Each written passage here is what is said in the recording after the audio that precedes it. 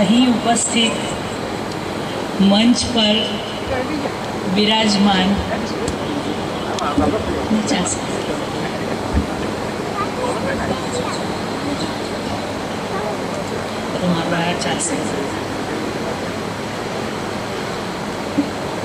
સહુ મંચસ્થ અને કહેવાય એવા મોટા દિગ્ગજ મહાનુભાવો, અહીં ઉપસ્થિત સહુ કામદાર ભાઈઓ અને બહેનો, આપ સૌને મારા પ્રણામ છે.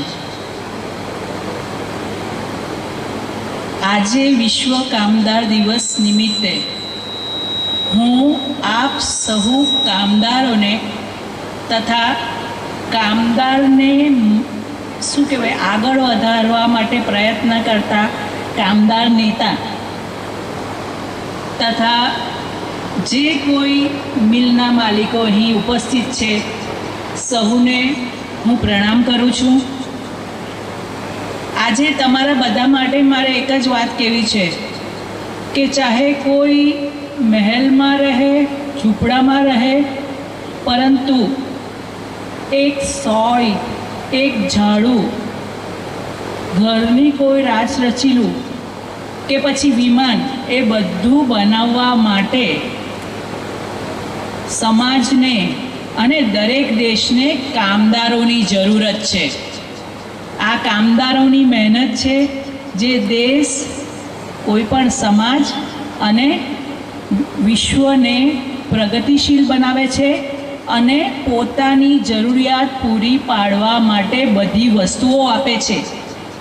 આ માટે આપણે સહુ કામદારોને તાળીના ગળગળાટથી વધાવી લેવા જોઈએ.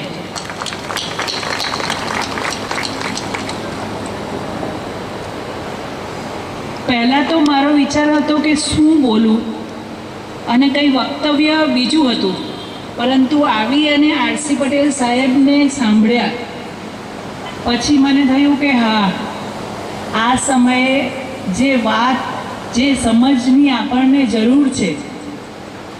આરસી પટેલ સાહેબે એવું કહ્યું કે મને ખબર નથી કે બધાના દુઃખો ક્યારે દૂર થશે, ગરીબોની ગરીબી ક્યારે દૂર થશે. તો આનો એક જ ઈલાજ છે અને જે આપણી સંસ્કૃતિમાં બહુ સારી રીતે કહેવાયો છે કે આપણે ધર્મના માર્ગે ચાલીએ. ધર્મ શું છે? અહીં બેઠેલા બધાને મારે એક પ્રશ્ન પૂછવો છે કે ધર્મ શું છે?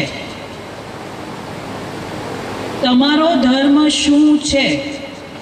એવું પૂછવામાં આવે તો કોઈ બોલે હિન્દુ, કોઈ બોલે મુસલમાન, કોઈ બોલે ખ્રિસ્તી, હા, કોઈ બોલે હું શીખ.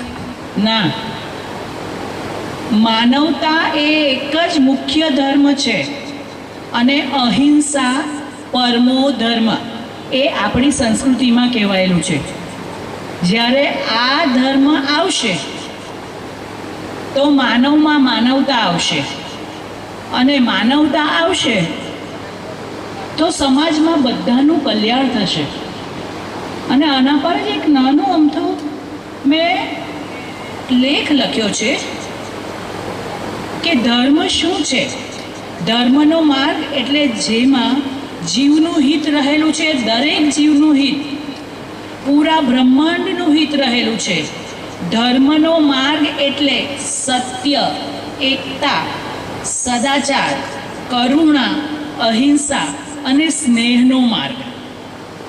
ધર્મ માણસોને માનવતા તથા દૈવી ગુણોથી મંડિત કરે છે અને બીજું રાગ, દ્વેષ, મોહ, ક્રોધ, ઈર્ષા એ બધાથી પરે કરે છે. એ જ ધર્મ.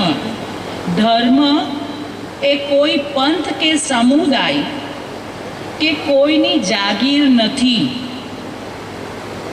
એટલે કોઈ એવું કહે કે મારો ધર્મ ઉપર, તમારો ધર્મ નીચે, તો એ વાત ખોટી.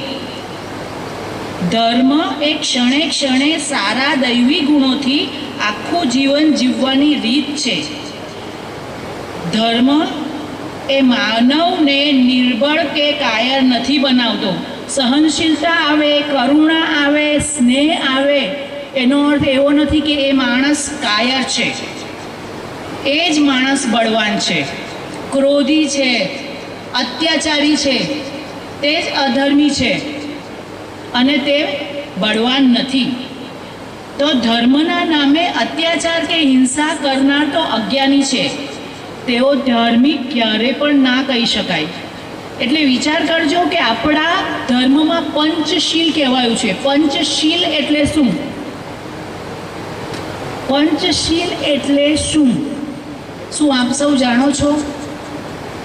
એમાં આ વિષય પર મહાત્મા ગાંધીએ પણ ઘણી વાત કરેલી કે સત્ય, અહિંસા, અપરિગ્રહ, અસ્તેય અને કોઈ પણ બળાત્કાર કે વ્યભિચાર ના કરવો, જરૂર પૂરતું વાપરવું અને વધારે સંગ્રહ ના કરવું.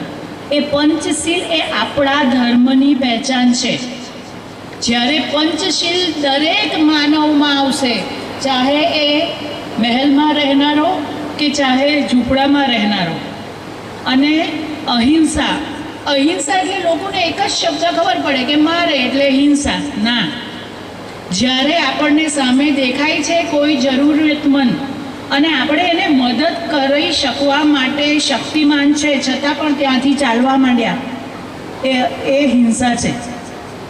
જ્યારે તમે તમારા જ ઘરમાં કામ કરનાર, ચાહે કોઈ સ્ટાફ છે, ચાહે તમારી મિલમાં કામ કરનાર સ્ટાફ છે, ચાહે ઘરમાં કામ કરનાર કામવાળા બહેન છે, કોઈનું પણ શોષણ કરો છો ને, એ પણ હિંસા જ કહેવાય. અને જ્યાં સુધી આપણનામાં પંચશીલ નથી આવતું ને, ત્યાં સુધી શ્રીમદ ભગવદ્ ગીતામાં કહેવાયેલું છે કે આપણી મુક્તિ નથી થતી. માધવને નામે રટી રટીને થાકી જશો ને, પણ માધવ એને નથી મળવાનો જેના હૈયામાં પંચશીલના તત્વોનો વાસ નથી. એટલે આપણે બધા જ આપણાથી જ શરૂઆત કરીએ, આપણા ઘરથી શરૂઆત કરીએ કે કોઈના પર અત્યાચાર નહીં અને કોઈની હિંસા નહીં.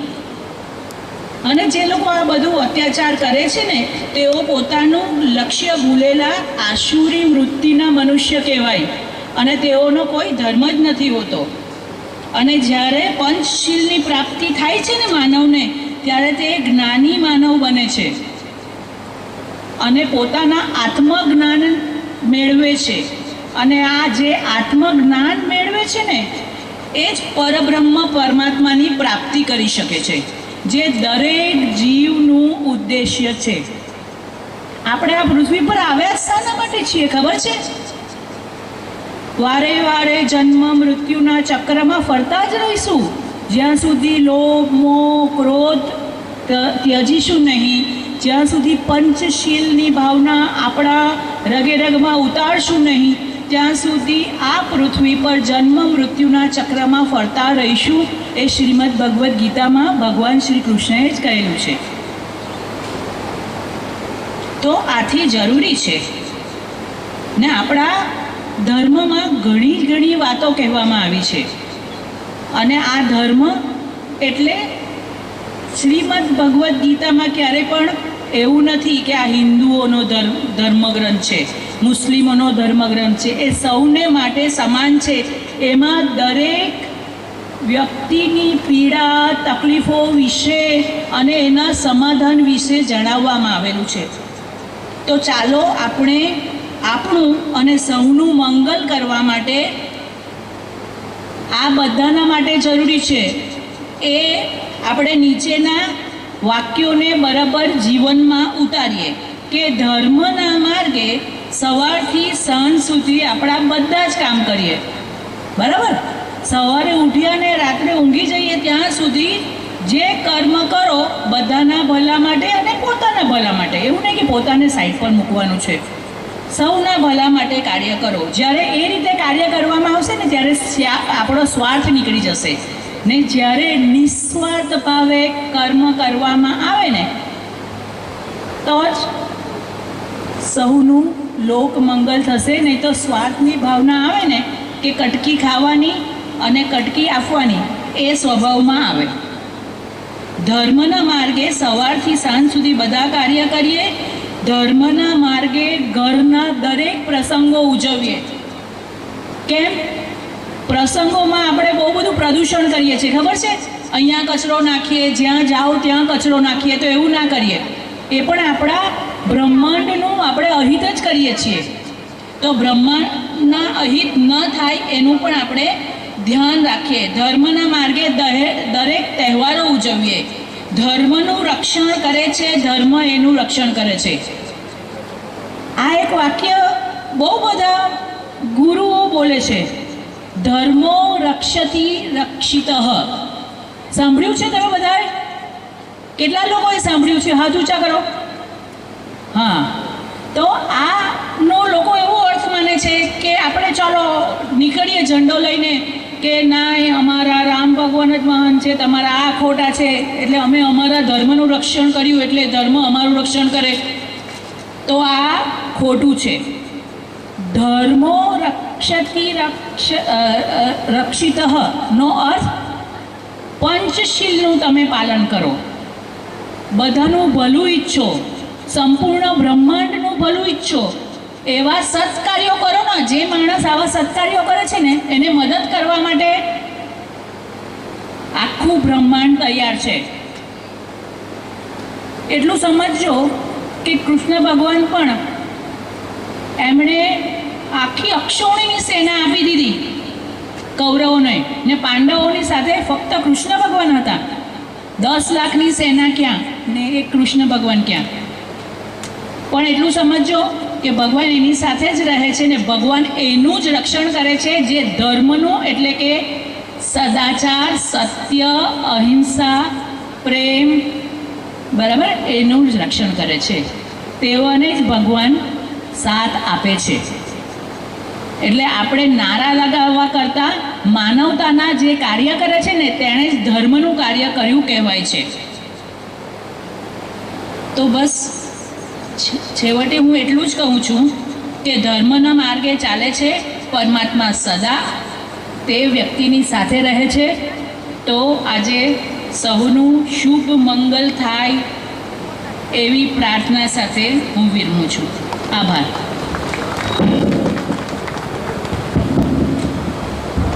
ખૂબ ખૂબ આભાર ડૉક્ટર શૈલજાબેન, આપનું આનંદમય પ્રસંગમય પ્રવચન